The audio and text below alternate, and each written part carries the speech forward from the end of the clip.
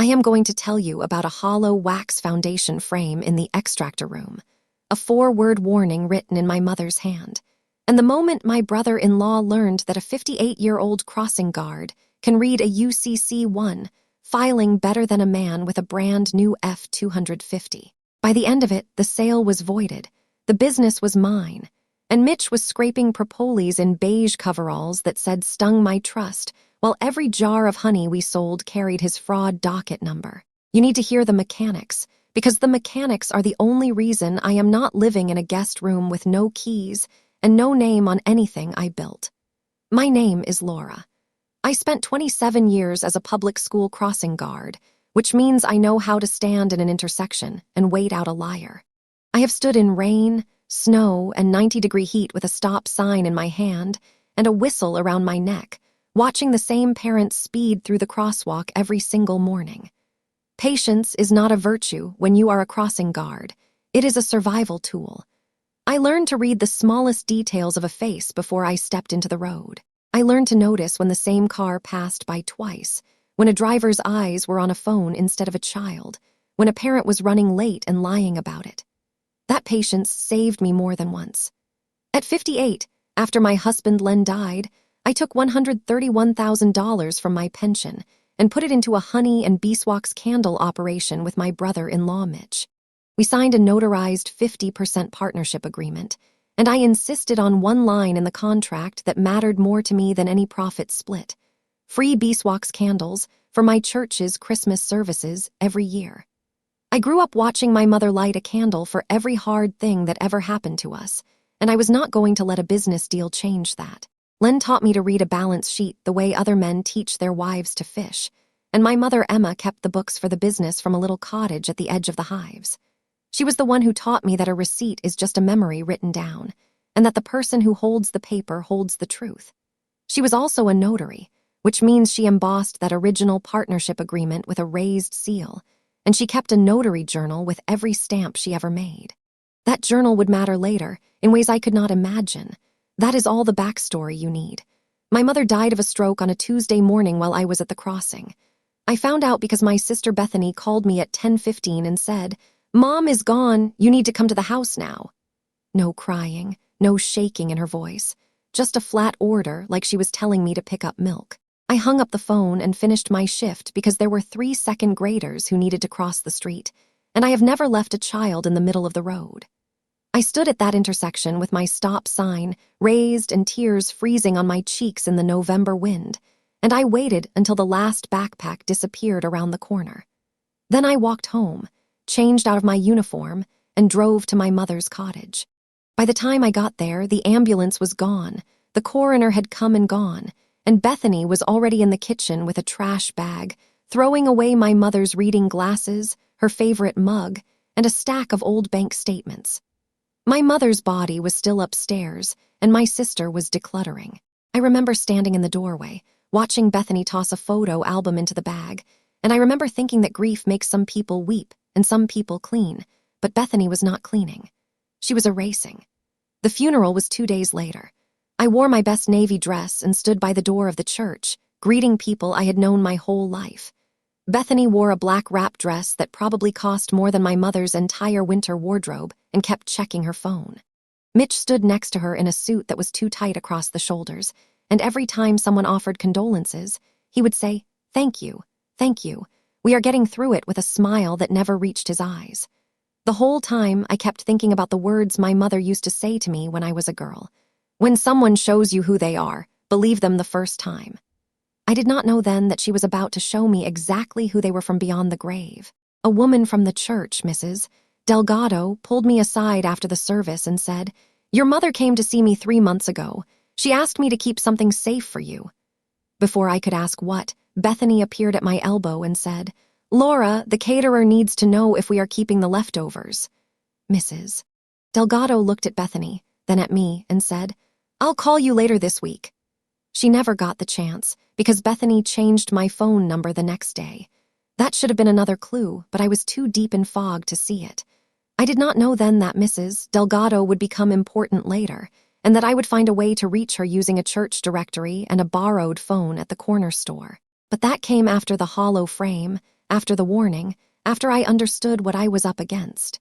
The next afternoon, before the flowers had even wilted on the grave, Mitch decided to clean out the extractor room.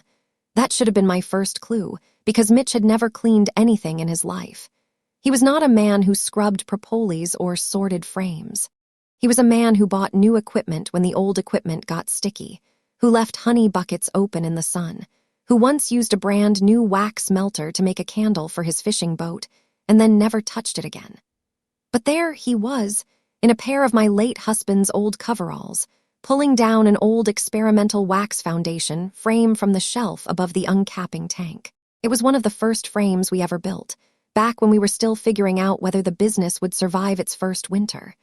I remembered building it with my own hands, cutting the dovetail joints in the little woodshop behind the barn, sliding the thin sheet of beeswax foundation into the channel. The bees had never drawn comb on it, which is why it was still sitting there after all these years. It was a prototype, a mistake, a piece of junk. Mitch held it up, shook it, looked inside the hollow channel, saw nothing but dust, and said junk. Then he tossed it onto the burn pile outside the barn. The sound of it hitting the other discarded frames echoed across the yard like a cracked bell. I waited until he went inside to take a phone call. Then I pulled the frame out of the pile. The wood was warm from the sun, and the wax foundation inside had gone brittle and dark, like a leaf left too long in a drawer. Something rattled inside the hollow channel. I thought it might be a dead bee or a bit of stray wire. I worked the corner joint loose with a hive tool, the same one I had carried in my back pocket for years, and the frame split along the dovetail with a sound like a cracked knuckle. Inside was a folded document, brittle at the creases, wrapped in a piece of waxed butcher paper that had turned the color of weak tea. I unwrapped it slowly, because I knew I cannot tell you how, but I knew before I saw the first line. It was the original notarized partnership agreement. The one with my signature, Mitch's signature, my mother's neat handwriting in the margins, and the raised notary seal that I had watched her emboss with a little metal press. And on the back page, in my mother's shaky handwriting, there were 4 words. Do not trust them. Save yourself. My mother had not been senile. She had been watching. She had seen something coming, and she had hidden this document inside a piece of beekeeping equipment that no one but a real honey person would ever look twice at. Mitch saw a hollow frame and thought it was garbage. My mother saw a hollow frame and thought it was a safe. That is the difference between a man who wants to own a business and a woman who actually ran it. I sat down on an overturned bucket in the extractor room, with the smell of old honey and wood smoke in the air, and I read the document twice. Then I read the second page stapled to it, the one my mother had added without telling anyone. It was a UCC-1 financing statement, filed with the county recorder, listing me as the secured party for my $131,000 contribution. My mother had filed it 3 weeks after we signed the partnership papers, and she had never told Mitch. That piece of paper meant that no sale of the apiary equipment, the hives, or the processing gear could close without a lien release signed by me in person. Not a copy, not a scan. Me, physically present with a notary, with my open A signature. That was her dead man's switch, and she had hidden it inside a hollow frame that only a real beekeeper would ever pull off a shelf. Before I continue this story, let me know where you're watching from in the comments below. Hit like and subscribe if you believe family can drain you faster than a bad beehive. That night, Mitch and Bethany sat me down at their kitchen island with a stack of papers and a pitcher of iced tea. They called it taking care of you. Mitch slid a document toward me. It was titled Assignment of Partnership Interest and Power of Attorney, and it was 10 pages long, single-spaced, with little yellow tabs where I was supposed to sign. Bethany sat beside me, patting my arm like I was a sick dog, and said, "Laura, sweetie, you're grieving. Let us handle the business. You sign, and you won't have to think about hives or candles or anything. You can just rest." I did not tell them about the document tucked inside the lining of my overnight bag, rolled up tight and hidden under a maxi pad and a pair of church shoes no one would touch. I played foggy. I let my hand shake when I lifted the pen. I let my eyes go unfocused and soft, like a woman who had just lost her mother and could not remember what day it was. I said, "I'm so tired. My head is not right. Can I read this later?" Mitch's jaw tightened, and for 1 second I saw the real man under the smile, the man who had probably been counting on my grief to make me sign without reading. Bethany patted my arm again and said, "Of course, take your time." Then she added, "We'll move you into the guest room tonight." I did not argue. I knew better than to argue with a woman who was already packing my clothes before I had agreed to come. I let them drive me to their house, a big beige box in a subdivision where every lawn was cut to exactly the same height and every garage door matched. I let them show me to the guest room, a beige room with a beige bedspread and a beige lamp and a security camera pointed at the front door from the hallway ceiling. I let Bethany take my house keys for safekeeping. I let Mitch take my car keys after he said he needed to move my car out of the driveway because the HOA had rules about unregistered vehicles. My car was registered, but I nodded and said okay and whatever you think is best, and I'm so grateful. Inside, I was not grateful. Inside, I was plotting. The original contract and the UCC one were still in my overnight bag, and I had read them 5 times. I had also noticed a 3rd page stapled to the back, a copy of my mother's notary journal entry for the partnership, with the commission number and the thumbprint. My mother always took a thumbprint, even when the law did not require it. She said a thumbprint was the one thing a person could not forge. She was right. The first week in their house, I started taking notes in my head. I have a crossing guard's memory. I know when the same car passes by twice, when a parent is running late, when a kid is lying about where they live. I notice patterns. So when Mitch's office door was locked every night, I noticed. When I heard him on the phone at 2 a.m, pacing the hallway with a voice that was trying to be quiet but could not stay low, I noticed. The words closing and wire transfer and the grocery chain kept repeating, bouncing off the beige walls and landing in my ears. I lay in the guest bed, perfectly still, and listened. Bethany bought a new Lexus with a big red bow in the driveway, and when I asked her about it, she said, "Oh, it's a lease, it's nothing." But I saw the registration sticker in the window, and it was not a lease. Mitch talked about a boat, a 32-foot center console with a live well and a fish finder that cost more than my first car. They had a kitchen remodel estimate taped to the fridge for $87,000, and Bethany kept leaving design magazines open to pages with imported Italian marble. Every time the landline rang, Bethany would look at the caller ID and let it go to voicemail. Then Mitch would whisper fight with her in the pantry, and she would come out with a smile that looked painted on a mannequin. I started keeping a mental ledger. Every lie, every anxious glance, every time they forgot I was in the room and let their masks slip. On the 2nd Tuesday, Bethany jammed the guest bathroom door. It was an old brass knob, the kind with a set screw that rattles loose over time, and the latch had finally given up. She needed her flat iron inside and started kicking the door, using the heel of her expensive shoes like a hammer. I walked over with my old Leatherman, asked her to step aside, and took the knob apart in about 90 seconds. I popped the cylinder with a hairpin, reset the pins, and oiled the latch with a dot of olive oil. The door opened smooth as butter. Bethany stared at me. "How did you do that?" she said, and I said, "Daddy was a locksmith before he was an architect." I did not tell her that he had taught me to open file cabinets by feel, or that a tension wrench made from a paperclip and a bobby pin could feel the same as a key if you were patient enough.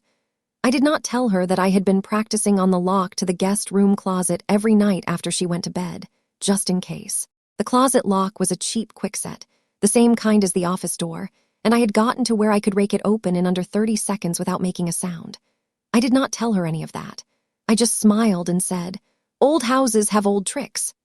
That night, Mitch and Bethany went to a banquet dinner for some charity Bethany pretended to care about. They left me with a frozen dinner and a reminder that the security camera would alert them if I left the house. I waited until their truck pulled out of the driveway, then I waited another 10 minutes, then I walked down the hallway in my compression socks, quiet as a mouse, and knelt in front of Mitch's office door. The lock was a cheap quickset, the kind you can rake open with a paperclip if you know what you are doing. I had made a tension wrench from a paperclip and a rake from a bobby pin, just like my father had shown me 40 years ago, and I had practiced on the guest room door until my fingers were sore. This time, it took me less than 30 seconds. The lock clicked, the door swung open, and I stepped inside. The office was exactly what you would expect from a man who spent more money than he earned. A big desk with a fake leather chair, a desktop computer that was still on, and a filing cabinet in the corner with a cheap combination lock. The filing cabinet took me 11 seconds. The top drawer slid open, and I started reading. The first folder was labeled Hollow Frame Disposition. Inside were documents that made my hands go cold, but I forced myself to keep flipping because I knew that panic was a luxury I could not afford. A crossing guard does not panic in the intersection, and a woman trying to save herself does not panic in a locked office. There was a document titled Mutual Dissolution of Partnership, dated 4 months before my mother's stroke. It had my signature at the bottom, except I have never signed my first name with a closed A in my life. I sign with an open A, the kind my mother taught me in 2nd grade, with a little hook at the top. The forgery had a closed A, a loop, and the pressure was wrong. I could see it even in the dim light of the desk lamp. The notary stamp belonged to a woman whose commission had expired 3 years prior, and the notary journal number was sequential, with a batch of online stamps that had been recalled by the state. I knew this because my mother had been a notary, and she had told me about the recall letter she got in the mail from the Secretary of State. She had laughed about it, saying anybody who bought one of those online stamps is about to get a surprise. Mitch had bought one of those stamps, or he had copied one, and he had used it to notarize a document that destroyed my partnership. There was a hard money loan from a lender called Ironwood Capital for $180,000, using our honey extractor, the forklift, and the wax processing tanks as collateral. My name was listed as personal guarantor. The signature was the same forgery, the same closed A. And there was a certificate from an LLC called Hollow Frame Holdings, filed in my name only with an address I had never seen and a notice of default addressed to me. Mitch had created a shell company, assigned the loan to that shell, and listed me as the sole member. When the loan defaulted, the lender would come after me. Not the business. Me. My pension, my house, my bank account, everything. The sale agreement was there too. Banner Grocery had offered $570,000 for the apiary, the hives, and the wax processing equipment. The signature page from the grocery chain was already executed. The wire transfer instruction was attached, and it pointed to an offshore account in Belize. Mitch had forged a dissolution so he could sell the business without me. He had handed me a check for $4,300 and called it a hive tool payment. That check was in my purse, still uncashed, because something in my gut had told me not to deposit it. Now I knew why. I used my phone to photograph every page, holding my breath so the click of the camera would not echo. I took 37 photos, one for each year of my life as a crossing guard, and I checked each one to make sure the text was legible. Then I put everything back exactly. I spent 40 minutes reseating the tabs on the folder, aligning the edges, making sure the dust pattern on the filing cabinet was the same. I locked the cabinet and the door, and I left the bobby pin in the guest room drain, where it dissolved into a rusty little line that no one would ever think to clean. 2 days later, a woman named Priya Raman left a voicemail on my phone. I had kept my phone hidden in a sock, the battery on low, the ringer off. I checked it only when I was in the bathroom with the fan on and the water running, because I did not trust the security camera or Bethany's habit of standing outside doors. The voicemail said, MS. Laura, my name is Priya Raman. I am a compliance officer at the credit union holding the escrow for Banner Grocery's purchase.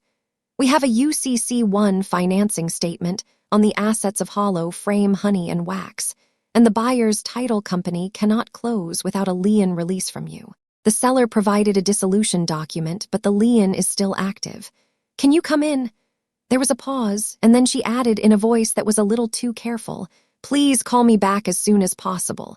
It is urgent. I called her back from the bathroom, the fan roaring, the water running, my hand cupped around the phone.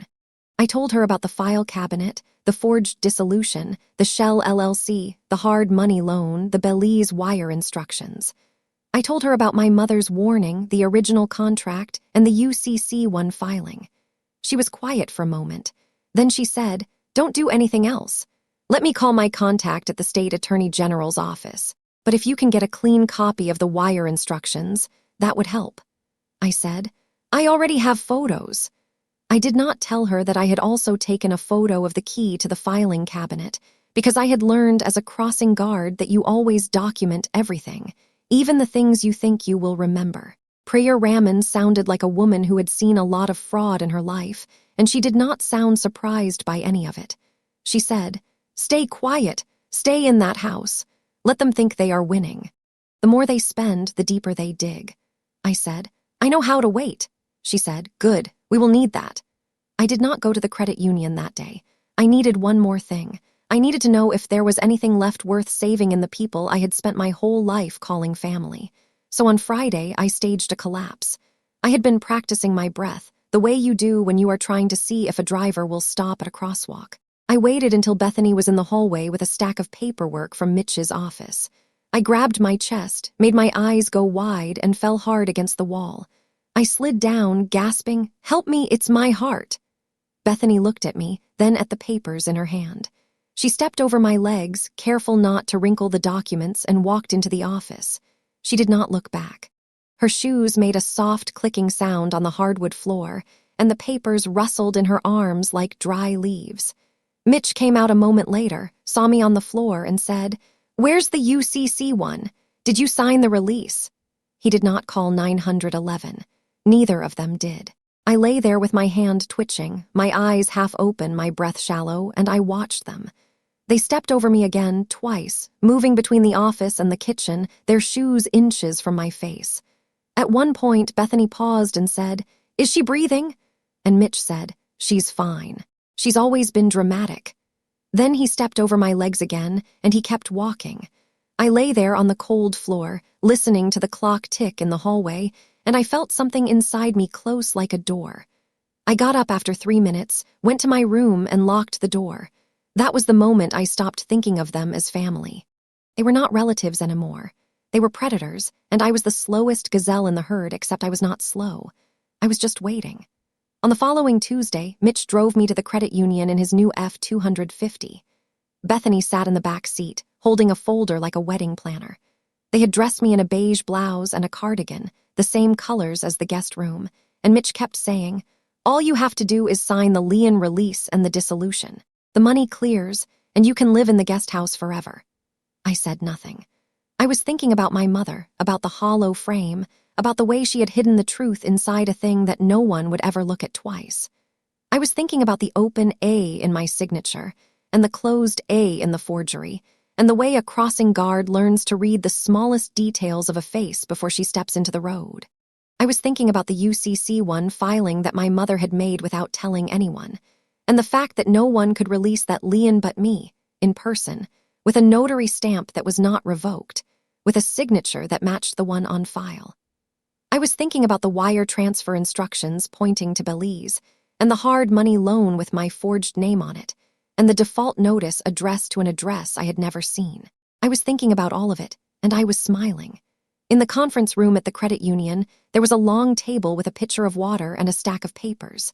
A title agent sat on one side with a laptop open. A lawyer for Banner Grocery sat next to her, a young man in a gray suit who kept checking his phone. Priya Raman sat at the head of the table, her hands folded, her face unreadable, and there were 2 men in suits who did not introduce themselves. They stood by the door, arms crossed, watching. Mitch slid the forged dissolution and a lien release across the table. He said, "Just sign, Laura." His voice was smooth, but I could see a bead of sweat on his upper lip. Bethany sat beside me, smiling, her hand on my knee under the table. I opened my purse and took out the original notarized partnership agreement and the UCC one filing. I placed them on the table, unfolding them slowly, making sure the notary seal was visible. I said, "I'm not signing anything. The only thing I'll sign is a complaint." Priya picked up the dissolution. She held it under the light. She said, "This notary commission number was revoked in 2019. The stamp is invalid, and the signature is a digital scan from a card. The UCC one lien is still active, and this sale cannot close." Her voice was calm, but her eyes were hard. The 2 men in suits stood up. One of them said, "Mitch, Bethany, you need to stop talking." The other opened the door and let in 2 county deputies. The deputies moved quietly, the way professionals do, and they stood behind Mitch and Bethany before anyone could react. Bethany lunged for the original contract. I did not move. A deputy caught her wrist, and she screamed, and the sound echoed off the conference room table like a car horn in a school zone. Mitch started shouting about his lawyer, his rights, his reputation. The title agent began packing her bag, her face pale. The young lawyer from Banner Grocery stood up and said, "We are terminating the purchase agreement immediately." Priya Raman looked at me and said, "You saved yourself." I said, "My mother saved me first." Mitch was charged with forgery, wire fraud, identity theft, and attempted grand theft. Bethany was charged with conspiracy and obstruction.